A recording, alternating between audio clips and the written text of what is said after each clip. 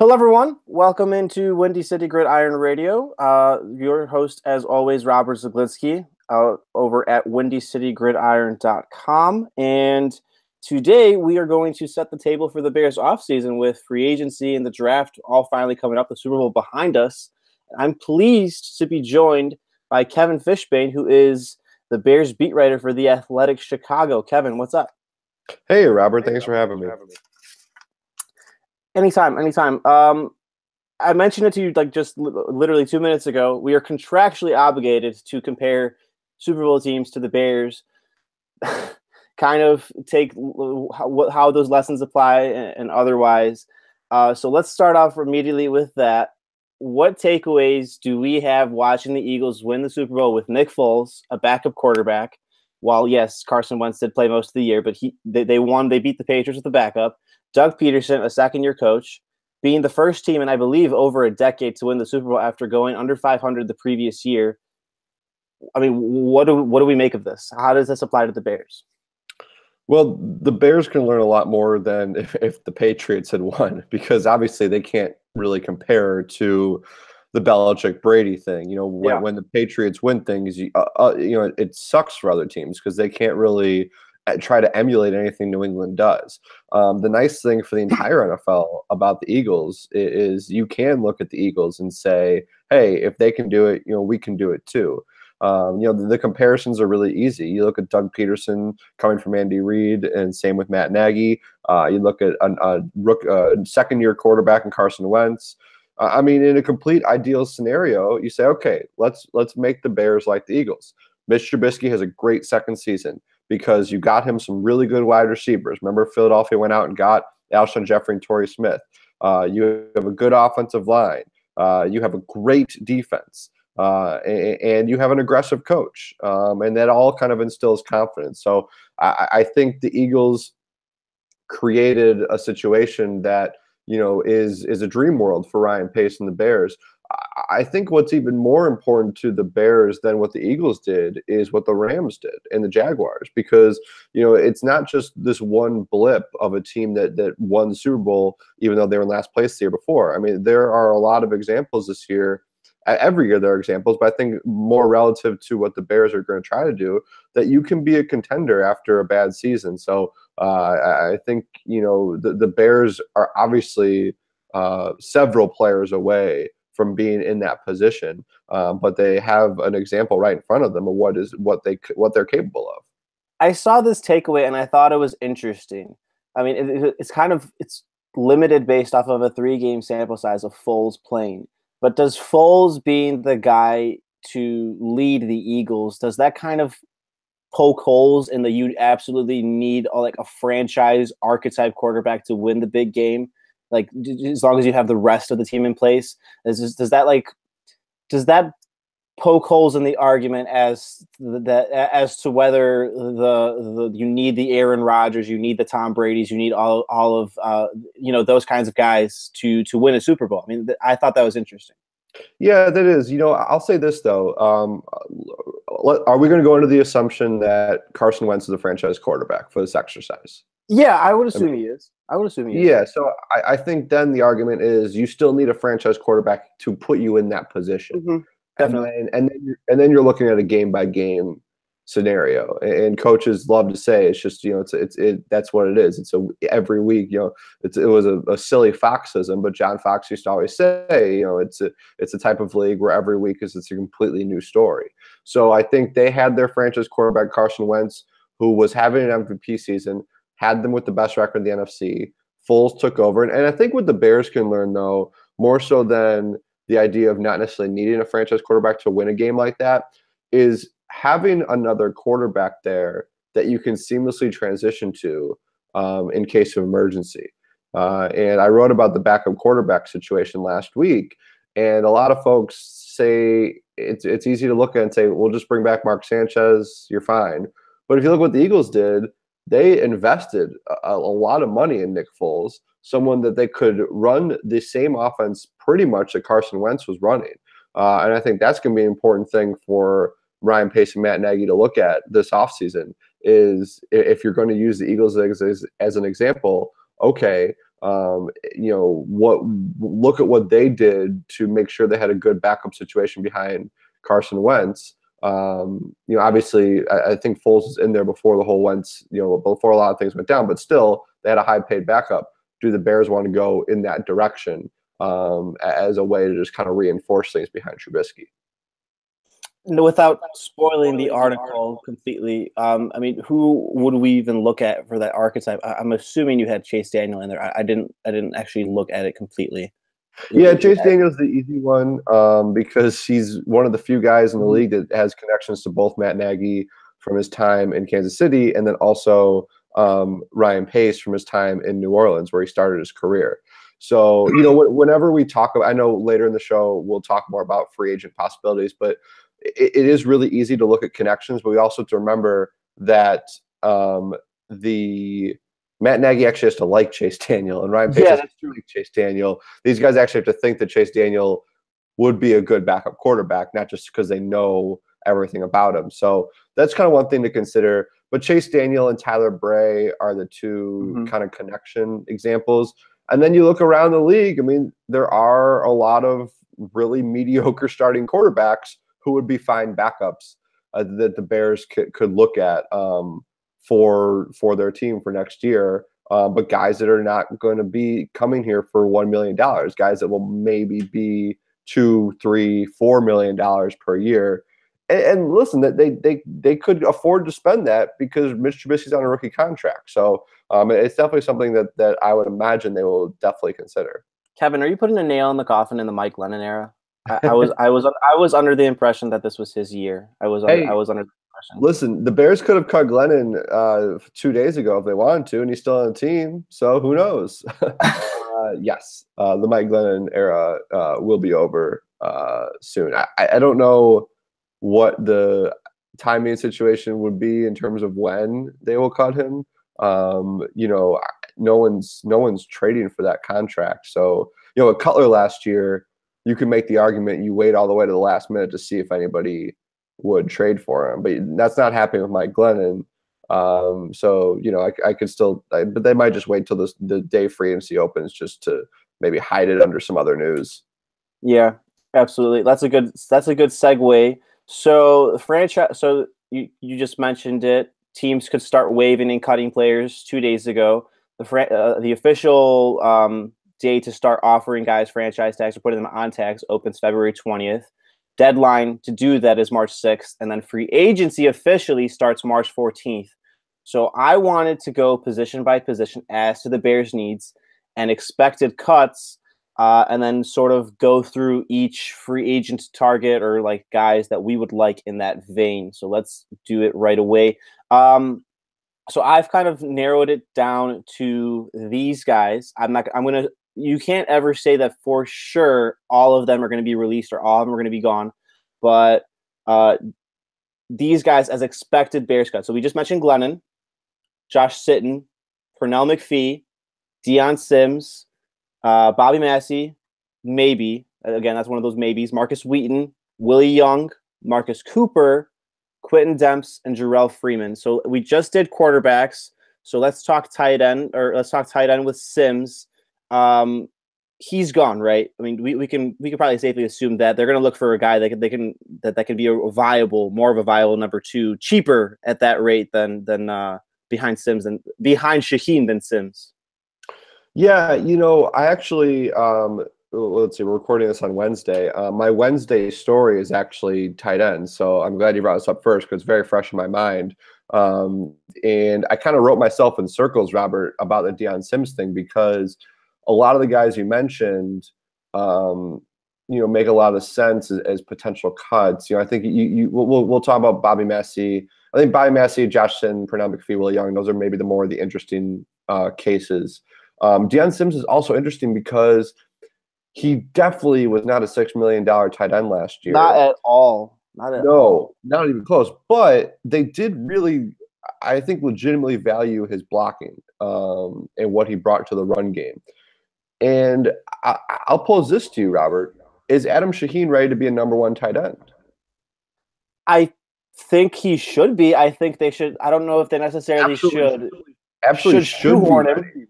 Yeah, he needs to be. You can't.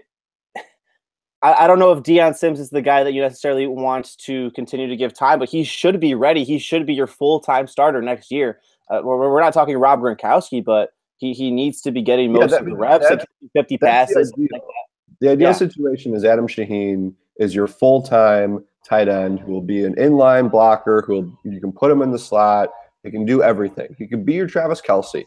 In a dream world, that's what you're hoping for. But I don't know if he's ready. This is an entirely new offensive staff that is now going to sit there and watch tape of Adam Shaheen and figure out what they think of him and how he fits in their offense. So I think there's still a question mark there. So do you keep Deion Sims, ask him to take a pay cut? I mean, there's a lot of different options, but with the scenario that he's cut, which again, I don't think it's hard to argue that you should keep him on $6 million. So if he's cut, what do you need? And I think, I wrote today, Jimmy Graham is out there, and we know the Ryan Pace connection. Now, if you're paying for the 2017 version of Jimmy Graham, that's going to be really cheap. So you can make the argument that why not kick the tires and see what he can do for you. I think Trey Burton is a really interesting one. At the bare minimum, he could be your number 3 quarterback after you'd also have Cameron Meredith, right? Since the Bears got that play, since they got the play from the Bears, so you have a pretty deep quarterback depth chart there. Exactly, the emergency quarterback depth chart run deep. But Trey Burton is, I think, the ideal type of guy. He's young. He could be that slot Zach Miller role. He's athletic, and he's not going to be expensive because the guy's never had more than 327 receiving yards in a season. So that's kind of maybe the most sensible one to pair him with Shaheen.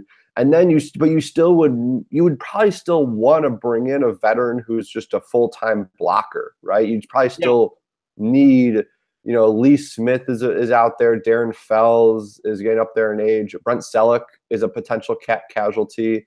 I didn't even mention the cap casualties, Robert. We can have these at every position. There's a bunch of guys out there who could be cut in the next few weeks. So that's going to even, make the pool bigger. But the Bears have a lot of options. They could keep Sims and Shaheen and Daniel Brown, just do it again. But I think it's a really hard sell. You cut Sims and you bring in a receiving type guy or a blocking type guy or both to pair with Shaheen. And then you move forward. So I think, this might be a tough one for them to gauge until they can see what Shaheen looks like on the field. Because if you're cutting Sims, you're cutting a guy that is going to be a pretty good run blocker that you can depend on every down if you need to. And I'm not endorsing keeping him, but you don't know if you can get that from Adam Shaheen yet. So that's going to be an interesting case for the Bears as they start looking at the guys who are available. Yeah, the big thing will be getting, like as we just keep mentioning, making sure Shaheen's the starter, and then you can kind of have the luxury in finding depth guys and finding guys you can use more for your offense.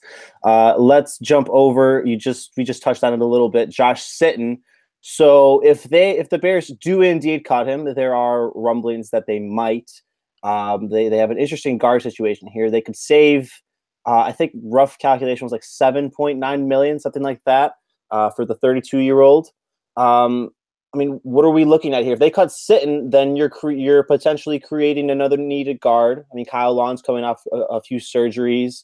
You don't know really what you have in Jordan Morgan, who essentially had a redshirt year last year. I mean, what's the deal here? Yeah, Sitton is one of the biggest decisions for Pace to make this next kind of month. Listen, I know the Quentin Nelson thing is a lot of, it's either a dream come true for a lot of Bears fans or something that they want to avoid if you don't want to take a guard at number 8. It just kind of depends the way you look at it. But listen, the thing about the offensive line is that I think – I'm not going to say they could find someone that's better than Josh Sitton necessarily, but I think you can find somebody that for a lot cheaper that would be fine at that position. Not necessarily cheaper either. Like, you could find someone younger that's better if you want to sell out. Andrew Norwell is probably the top guard. First team All-Pro 2017, exactly. Yeah, so he's going to be available. I know like the Giants interior linemen are hitting free agency, and they have a new coaching staff, so that could impact things. There's a lot of guys in free agency that they could consider, and then of course there's Quentin Nelson in the draft. So look, this is one of those things. It's kind of like tight end.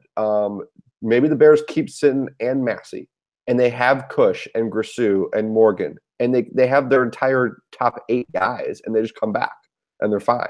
They maybe would probably need to add like a swing backup tackle because they lose Compton and Bradley Soul. Like it's very possible they do that. It's possible that they believe Sitton is well worth the money and exactly what they want out of that position. I think they need to decide if Cody Whitehair is a center or guard, if they're going to look at that again. What do you personally think? I thought he was fantastic as a center, as a rookie. Mm-hmm. And I think a lot of his struggles last year were because he had to move around a little bit. And his position coach kind of acknowledged that was probably tough for him to have to go back and forth. I think Cody Whitehair is good enough that he could be fine at center or guard. I kind of think that's the nice thing about having a guy like Harry Houston as your offensive line coaches. I would trust him. Wherever he says Cody Whitehair should be, that's where Cody Whitehair goes. And then you just keep him there. And then you just keep him there and let him get comfortable. Exactly. So, if Cody Whitehair is going to guard, then suddenly you're in the center conversation. And then obviously it makes it an easier scenario with Josh Sitton if you want to cut him.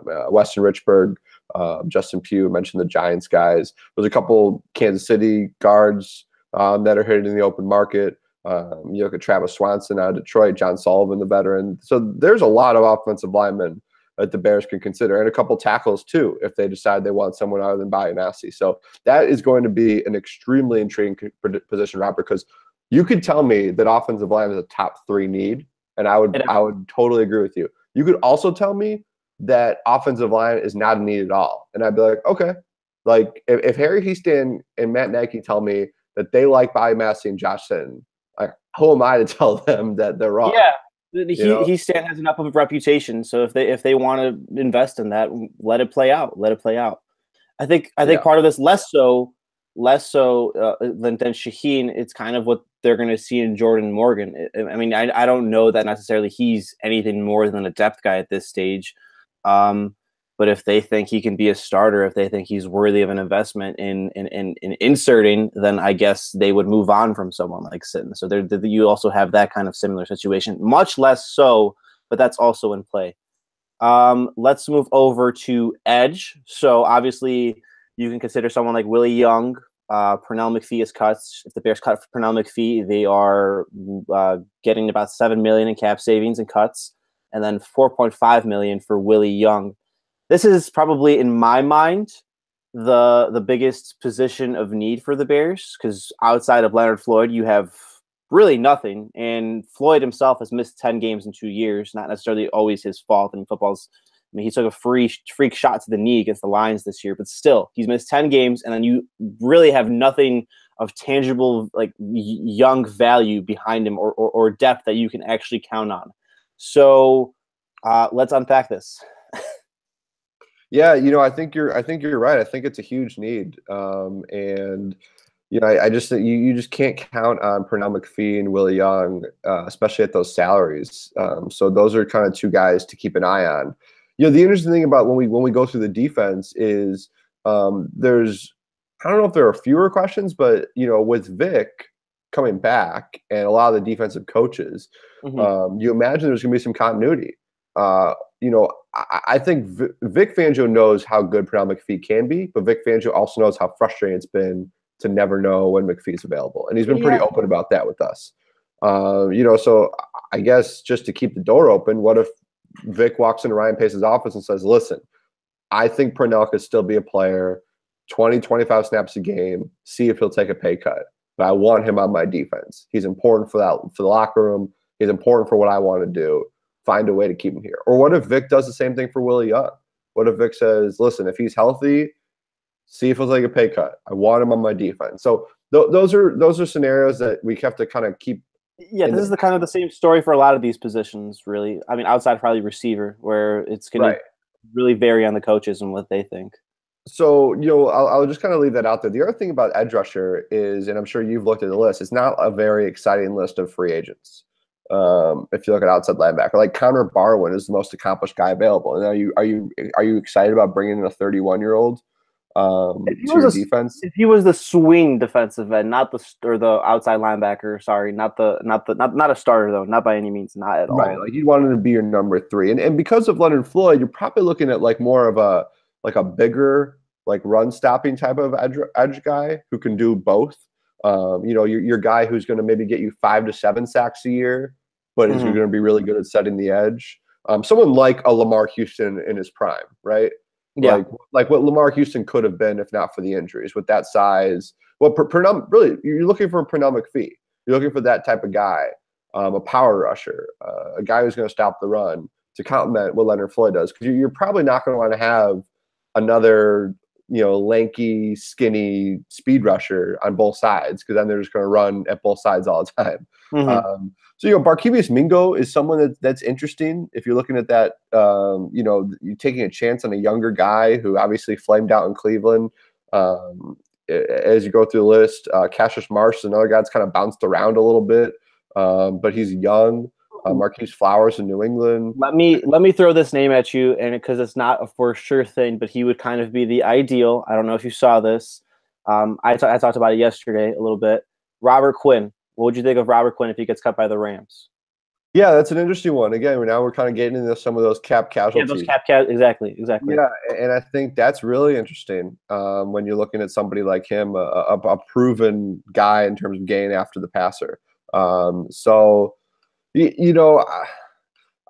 think that that is a position that you can spend money at, right? Like you should spend money. Yeah, right. Like you should, and that's what they've done. I mean, if you follow the money since Ryan Pace took over and Vic Fangio, the Bears put money in defensive line, outside linebackers, inside linebackers. They have not put money at all at safety, really. I mean, those contracts for Antrell Roll and Quentin Demps are pretty small. And their cornerback salaries haven't necessarily been that big. Marcus Cooper, that was a pretty small deal. Prince was only a 1-year deal for a lot of money.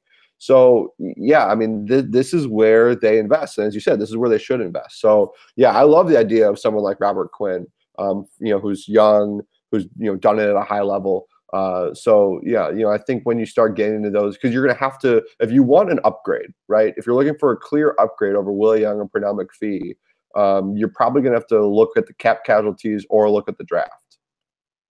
Well, another bigger name too. I'm not really. Hold on, before we move to the next position, Ziggy Ansah, because this was actually going to be the mailbag. Might as well, since we're already talking about it.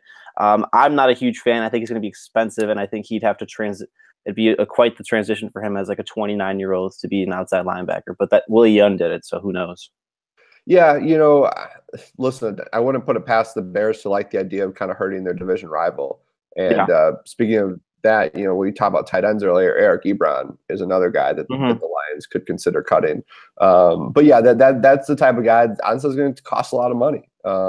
If you're right, it'd be position switch, expensive.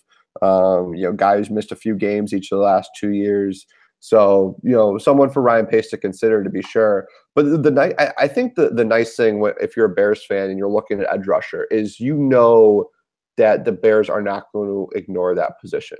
Like, they're going to invest in it. And last year, they obviously were confident in some combination of McPhee and Willie Young being okay. They didn't count on Willie Young getting hurt early in the season, and they didn't count. I guess you can't count McPhee for anything really, but they were banking on that, but I think that's a spot that they can finally, they care about that spot. They're not going to ignore it. Definitely. Let's jump to corner. So kind of touched on him a little bit there. Marcus Cooper. Bears can really cut him for a minimal loss, $4.5 million in savings. You have the Kyle Fuller situation that was going to probably loom really large for the next 3 weeks or so. Prince Amukamara's status up in the air. He had a good 2017, but there's no commitment for him beyond this year. He's also slated to be an unrestricted free agent. So how do we see this playing out? So, Robert, what would you say if I said to you, the Bears re-sign Kyle Fuller and Prince Amukamara. Would you be content with that? I'd probably, so of all the scenarios that we've already posed where the Bears are bringing back guys, potentially bringing back guys that could be cuts or that are unrestricted, I'd be most comfortable with that. I think you can be a championship contender with Kyle Fuller and Prince Amukamara as your starting corners. I absolutely think that. And I would probably agree with that. And then obviously they really do like Bryce Callahan a lot in the slot. And when Bryce Callahan's healthy, he's not bad. Well, he was another name. Yeah, sorry. Yeah, he's restricted free agent, but I imagine he'll be back. So yeah, that again, this is a situation where this is going to cost money though. I mean, it's going to Prince Amukamara. You're not going to bring him back on another 1-year deal. You're going to have to give him a multi-year deal. Kyle Fuller, you're going to have to give. Are you willing to give 2 multi-year deals at the same position with a lot of guaranteed money for both guys? And Ryan Pace could definitely argue to bring Kyle Fuller's value down. And he could argue to even bring Prince Amukamara's value down. I mean, there are ways they can go about it. I think Vic valued both of them last year in his defense, but that's a position in free agency. Tremaine Johnson's kind of named number 1, right? When you look at the guys available. I think he's probably the big fish of the entire free agent class, if we're being honest. I mean, yeah. And do you bring back Kyle Fuller and then make a plunge to go get Tremaine Johnson? Do you they reportedly are visiting David Amerson. Do you go after Malcolm Butler after everything that happened in the last 72 hours? There are some intriguing guys when you're looking at corner. And they could at least add some depth and add some veterans. Patrick Robinson's a veteran who had a nice end of the year in Philadelphia. They could look at. I'm not sure how well some of these guys played last season, but you look at the list. I mean, there's some big names of guys who have done it at a high level. So there are a lot of options for them in free agency. But as we've said, like 2 of the better options are Prince and Fuller. They could do that. There's also the draft. I mean, the draft is going to have a lot of options for them. I've seen a few mock drafts. I think actually every NFL.com mock draft, Robert, had Denzel Ward going to the Bears. Yeah, or Calvin Ridley, which was different, but Denzel Ward was fine. Yeah, so Ward is a guy that you're going to hear a lot about. Minkah Fitzpatrick's a guy you're going to hear a lot about in the next few weeks. He's obviously more of a safety, though, from what I've watched of him initially. Yeah, no, he's definitely more of a safety, but just like in the defensive back realm, he's a guy you're going to hear a lot about. So, the draft is going to have options for them in the 2nd and 3rd rounds too. So, yeah, cornerback, it's like one of those positions, like we've said with offensive line, we've said tight end. You could tell me cornerback is the number 1 need on this team. And I think actually my colleague Dan Durkin, when he did Ryan Pace's top 5 needs, I think he put cornerback number 1. And you could totally make that argument because if you're releasing Cooper, you don't have a start. You have no corners right now. You'd have to re-sign all 3 guys or go out and get them. So, obviously it's a big need. But if you go ahead. Yeah, I was including Bryce Callahan in that category too. But you could also tell me that, it's not that big of a need because they'll re-sign Callahan, they'll re-sign Fuller or Amukamara, and then get somebody else, and they're going to be fine. So it's one of those things where it's a huge need, but there could be not a ton of work they necessarily have to do to make that position still be a strong position for them next season. 2 big questions for this before we move to the next position. So how do you think Kyle Fuller's relationship with Vic Fangio will impact his recruiting? So you obviously had last year where he didn't play all of 2016. You had Fangio kind of publicly rip him. I mean, no, not kind of. He did. And then there were reports that they kind of meshed and reconnected this year. And Vic coming back will kind of be a big boost for Fuller coming back, bringing back, maybe even taking a discount, maybe even coming cheaper without Pace's negotiating. So how do you think that impacts Fuller's decision? Yeah, Vic is old school, and he would probably tell you that he has no bearing on this. He would probably just tell you it's up to Ryan Pace. But yeah, I mean, Ryan Pace knows the relationship that Vic has with Kyle Fuller. He knows the impact that Vic had on Fuller having a good season. He knows probably that Fuller, felt good about, playing for Vic last year, and he finally played at a good level. The interesting thing about Fuller compared to Prince Amukamara is you have to ask yourself, why was Kyle Fuller thrown at over and over and over and over again, and nobody threw at Amukamara all season long? even as Fuller was racking up the numbers, that still happened all the way into the final weeks of the season. Look at that Browns game. I mean, he had a great game against Cleveland, but you were like, well, why are they bothering even throwing at him if he's putting up these good numbers? So I think that's something that's going to go into not just the Bears' evaluation of Fuller, but other teams if he hits the market, is why was he thrown at? I think Pro Football Focus had him thrown at more than maybe any other corner in the NFL. He had the most targets of any other defensive back, yeah. Yeah, so you have to say, why is that? But then the flip side is, what does it tell us about him that he was so productive, even though he was thrown at and tested constantly? So, and then you look at Ahmed Kamara, why wasn't he thrown at, one? And then two, when he was thrown at, why wasn't he making as many plays in the ball as Fuller was? So if you can combine the two into one player, sounds like it'd be a pretty great player, right? So, listen, I think it's hard to envision both of them coming back on multi-year deals, because that's just a lot of money for two guys. But if you're going to bring one of them back, you still have to sign somebody in free agency to be a starter, unless you're just going to, bank on bringing someone in the first or second round. So either way, it's a position there's going to be spending a lot of money at in the next month. And it could be on both those guys or one or the other. The perfect follow-up for that. So we don't know exactly what happened. There's just a lot of social media drama over it. But Malcolm Butler was benched for the Super Bowl, the Patriots cornerback, and they lost. And if people won't remember, his replacement had Alshon Jeffrey scoring a classic Alshon touchdown early on there in the first quarter. So we don't know what happened, but does his situation in that regard scare away the Bears from making an investment, as potentially say maybe the Bears take Fuller and Butler, or maybe bring back Prince and have Butler? I'm not quite sure. I would personally look at it as being a viable option if you're not bringing back both of your starting corners from last year. Yeah, I mean, you have to consider. Yeah, you have to consider Malcolm Butler. I mean, he had made one of the greatest plays in Super Bowl history, and he was, a pretty darn good corner for the Patriots. I know he had a bit of an off year this year, but he still played 98% of the time. So you have to figure out why he didn't play in Super Bowl, number one. And then you have to figure out if that's the type of guy you want in your locker room. Pace has put such a high priority on guys that aren't going to. I hate the word distraction, Robert, because I don't believe distraction. Yeah, I don't think that really has a tangible effect as much as. I've been in enough locker rooms it's just not really that big of a deal. But there's something about the type of guy he is that they have to investigate.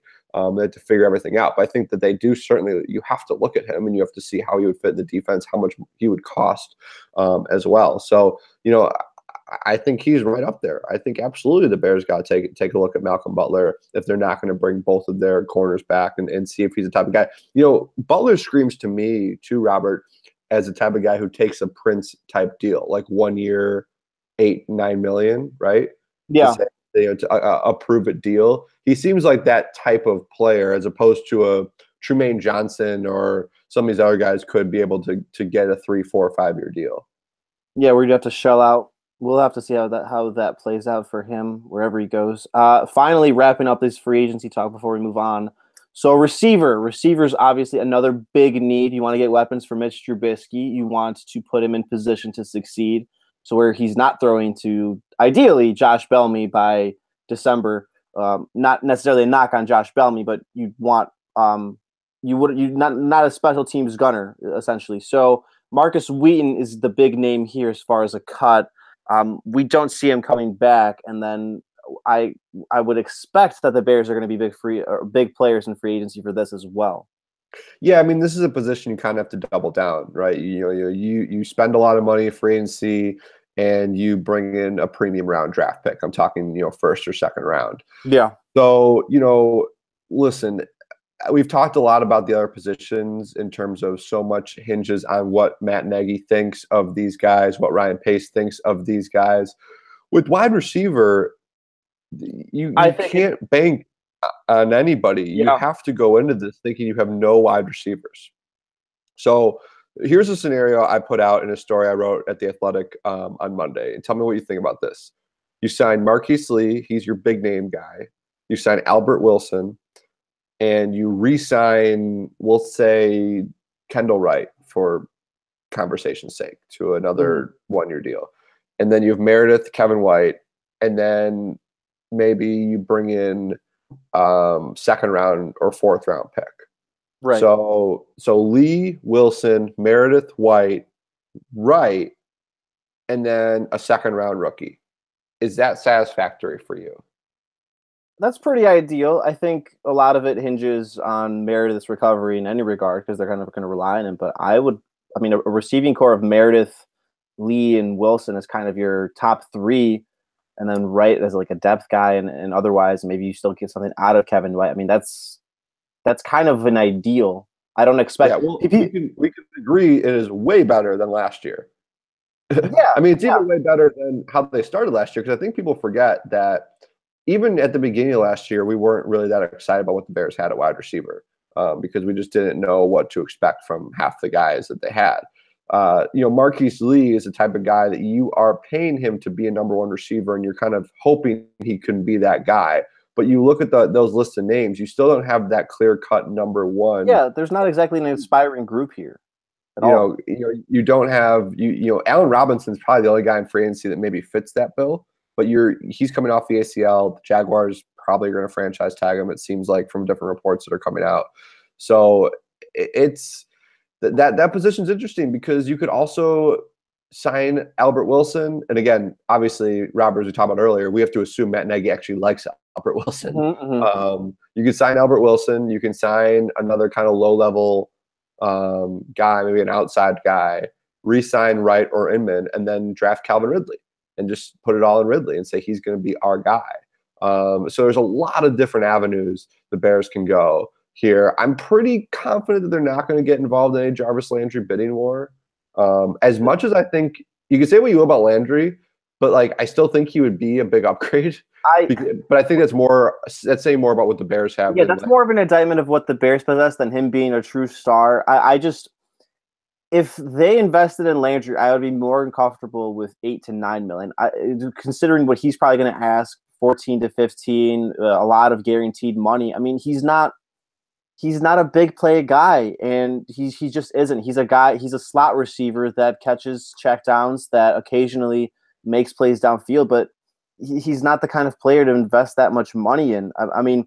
I'm sure, again, like you just said, he's a big time investment over what they had before, but that's not saying much.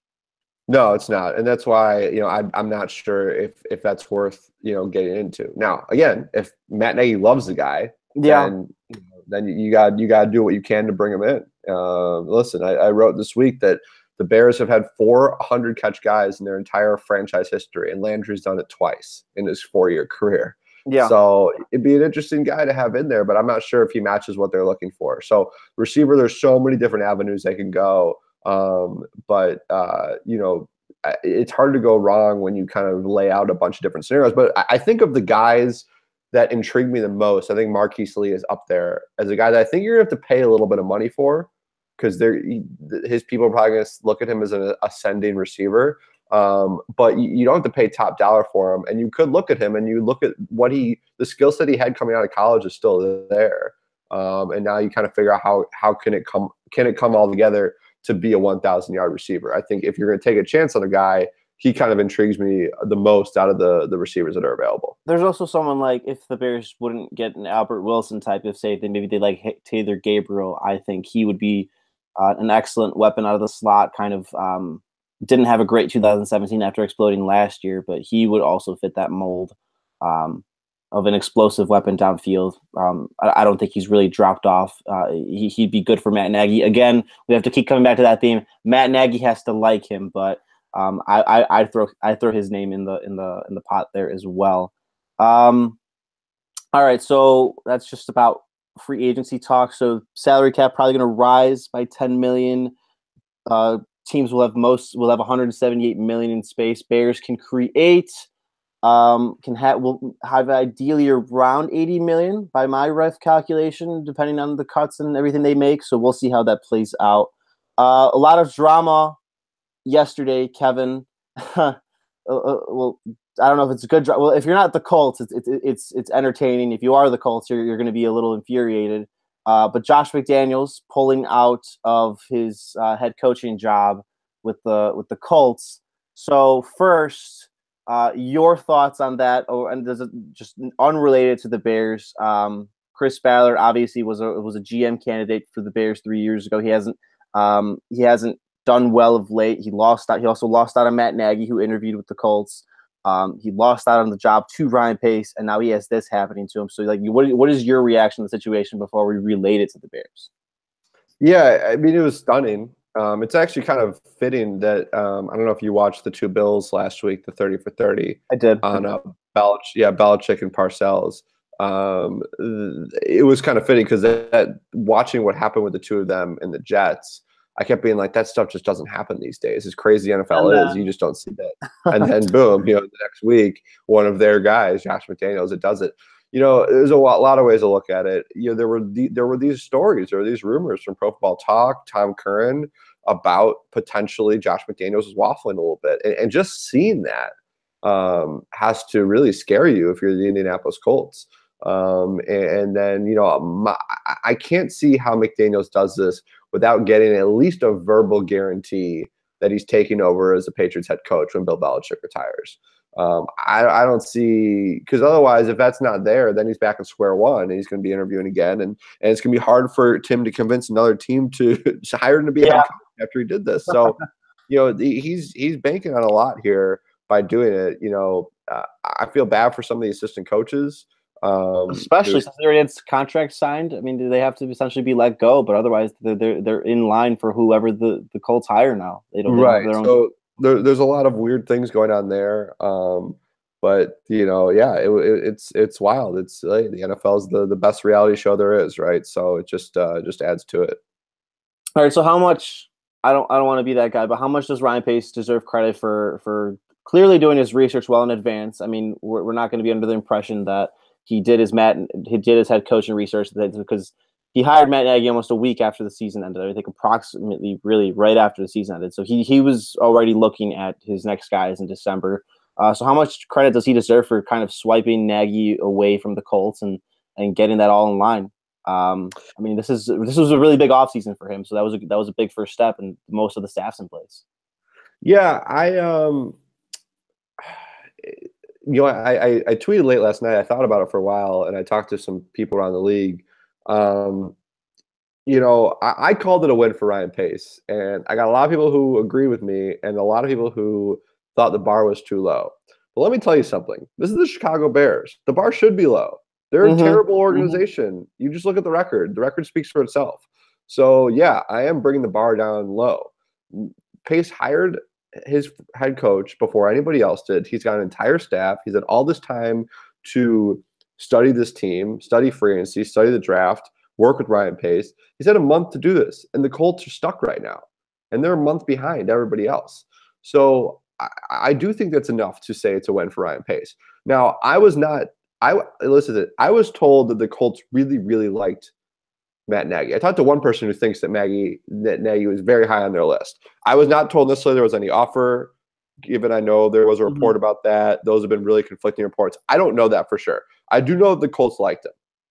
So, I think that's enough to know that the Bears got a little bit of a win here because, when you look at how things have turned out. I also think, too, Robert, that the way they hired Matt Nagy tells me that they probably wouldn't even gotten into the Josh McDaniels derby because I do think that timing was important to them. I've kind of wondered if the Chiefs won that game, would Matt Nagy still be the Bears head coach? I don't know. I mean, Ryan Pace would probably say yes, no matter what, but timing is important. So the way I look at this, to sum up my garbling of words here, I consider this a win for Ryan Pace because he and the Bears are in a much better position than the Colts. And you might call that a low bar, but the Bears are a low bar. So, until they're contending and winning, then you set the bar higher. But until then, sometimes I think that, and I understand the world of Twitter that we live in, and I understand Bears fans have gone through a lot of pain when it comes to their team over the years. It's okay to be happy about something. Like you don't have to always look at the other side of things. You can say like, oh yeah, like that's cool that the Bears that we have our head coach and he's been here for a month. Like you're allowed to be happy about that. Like whenever I was tweeting anything positive about people they were hiring, I immediately got backlash. Well, what about Mark Trestman? Didn't work with him. I got the same thing, exactly. Yeah. It's like, just be happy. Yeah, it's possible that Matt Nagy is a bad coach and none of these assistants work out and Mr. Trubisky is a bad year and the Bears are in last place again. Do I think it's going to happen? No, but it's possible. Of course, anything's possible. But like, it's the off season. Just like try to enjoy it. Try to be happy about something.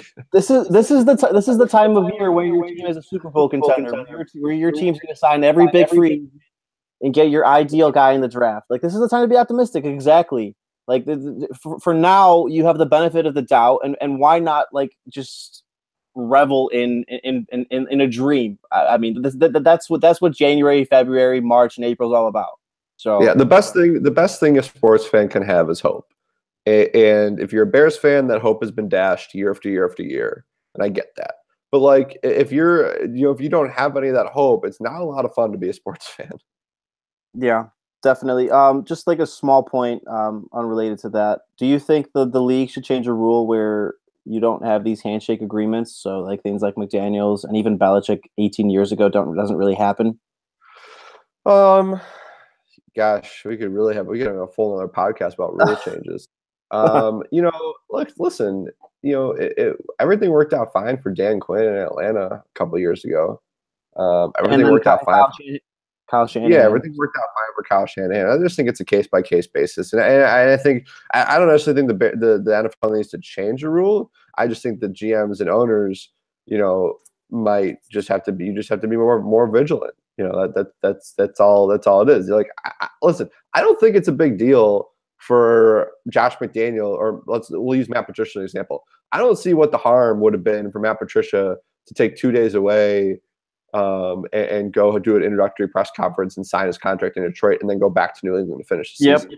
I mean, I just don't think that's like that big of a deal. Now, and every NFL coach would probably disagree with me, but I think NFL coaches take their jobs too seriously sometimes. And I think that everything would have been just fine if he did that. You could have taken that break. Speaking of optimism, so he was the figure of the last time the Bears actually gave fans any optimism or hope, or the primary figure, one of them at least. Brian Urlacher in on the Hall of Fame in the first ballot. Kind of a shock considering people were talking how he wasn't going to get in because the voters don't want to put in Ray Lewis or another middle linebacker in at the same time, both in the first ballot. But it happened anyway. So that's a happy moment for a lot of people. Kevin, where does he stand for you with this franchise? How will he be remembered? All that good nostalgic stuff. Yeah, well, I think the good news, and if you want to give John Fox credit for something, I think John Fox helped a bit of a healing process with Brian Urlacher, because obviously we know the previous regime with the way things ended with Phil Emery, there was a little bit of bad blood there.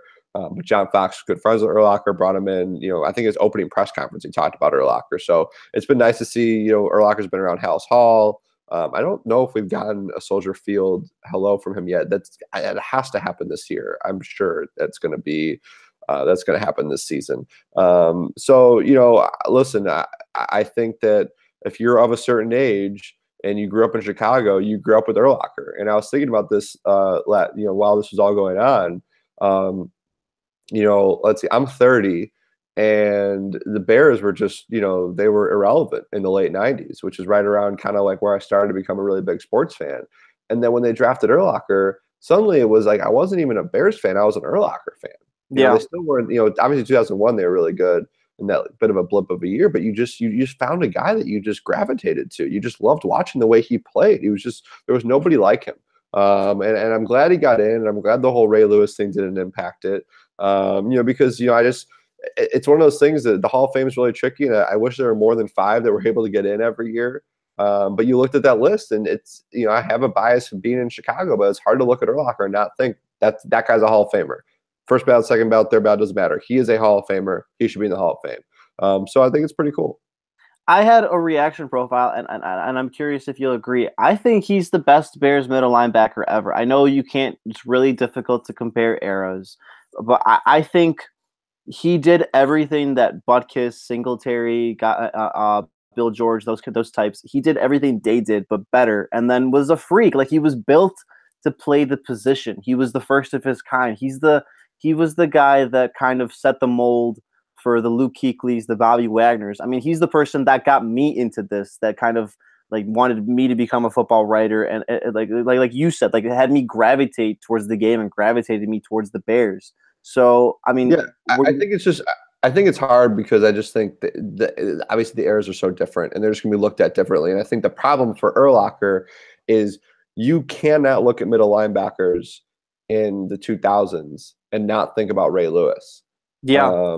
And, so I think that's just something that's just always going to be, and the fact that Ray Lewis won 2 Super Bowls and Urlacher won 0, not Urlacher's fault, certainly. But I think that's just always going to impact the way he is seen in the NFL. Now, within Chicago, I think you can make that argument because you're right. I mean, he was doing things in the field that Butkus and Singletary didn't necessarily do.